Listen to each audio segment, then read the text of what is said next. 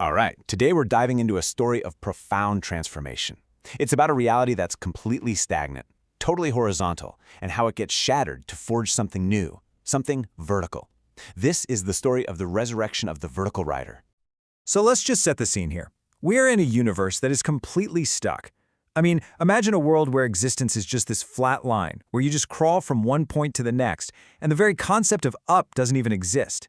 This dead morality they talk about. It's not really about good versus evil. It's about a complete and total lack of ambition. It's a world just waiting for a shock to the system. Okay, so first, we're going to explore this horizontal world and, more importantly, the catalyst for its disruption. We're about to meet the being who looks at all this flatness and just says, nope, this isn't going to work anymore. Enter the Crimson Judge. And right here, this is the first act of rebellion against that flatline existence. You see, the Crimson Judge doesn't operate on this plane. He intervenes from above, reaching down the y-axis. This is not a gentle suggestion. It's a forceful vertical intrusion into a world that has literally forgotten that height is a thing. And he's not just dropping by. He's there for something very, very specific. The judge is on the hunt for a very particular kind of soul, one that's been broken by what's called righteous sin. So think of someone who fought with everything they had for a cause, for a system, only to be completely crushed by that very system. To the judge, their stain isn't evil at all. No, he sees it as pure, concentrated energy, vital intensity, that was just plugged into the wrong socket. It's a power source just waiting to be redirected. Now this is where it gets really interesting. The judge doesn't just, rescue this soul. He completely reforges it. And let me tell you, this is not a gentle process. The source material calls it a second, more lethal baptism. This whole transformation is this deliberate, four-stage metamorphosis. First, retrieval. The soul is literally ripped away from its past failures, that liturgy of error. Then, baptism. It's blasted with a sonic screech that just burns away all the impurities. Then filtering. That righteous sin, that misplaced energy is stripped away. But its essence, its power isn't destroyed. And that leaves us with rebirth. All that remains is the absolute core of its being, the pure, raw will to power. So what emerges from this fire? An entirely new being.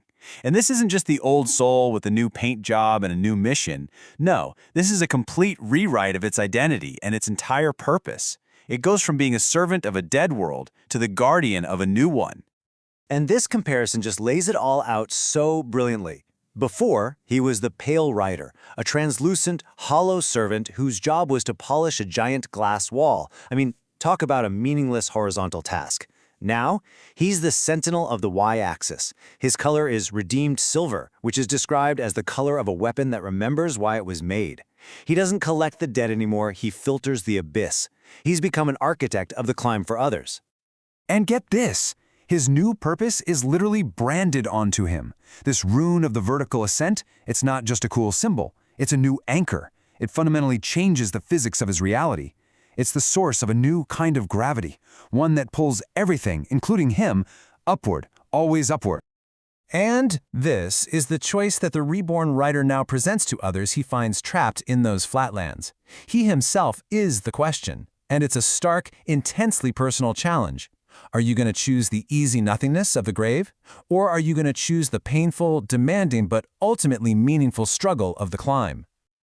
Okay, so here's the crucial point. This whole physical transformation, it's powered by a profound philosophical one. A new moral code is born from this reforging, and it redefines absolutely everything the writer once believed. So the writer's greatest shame is completely recontextualized. His sin is no longer a failure. Now it's seen as a noble, if, clumsy, first attempt to express his power in a world that had absolutely no room for it. It was, as they say, the error that corrects the truth, proving the old system was the real failure, not him.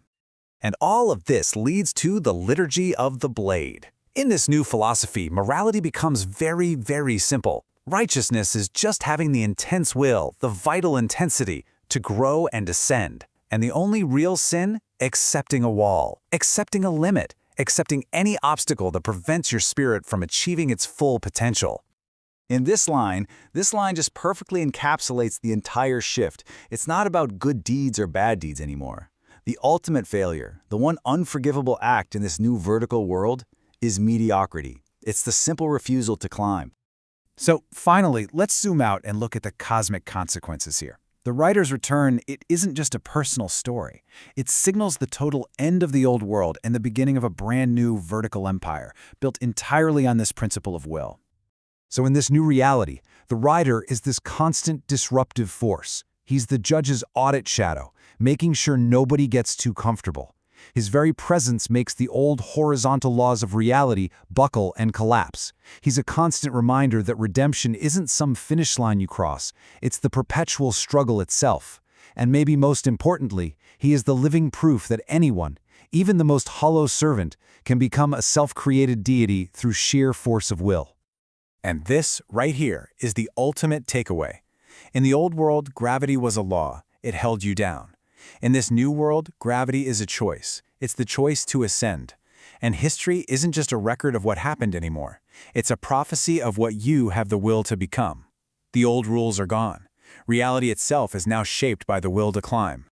And that brings us to the final, challenging thought. This whole mythos isn't just a story to be told. It's really a question for all of us. If the forces that you think are holding you in place were merely a suggestion, and the only thing that truly mattered was your will to move, what direction would you choose?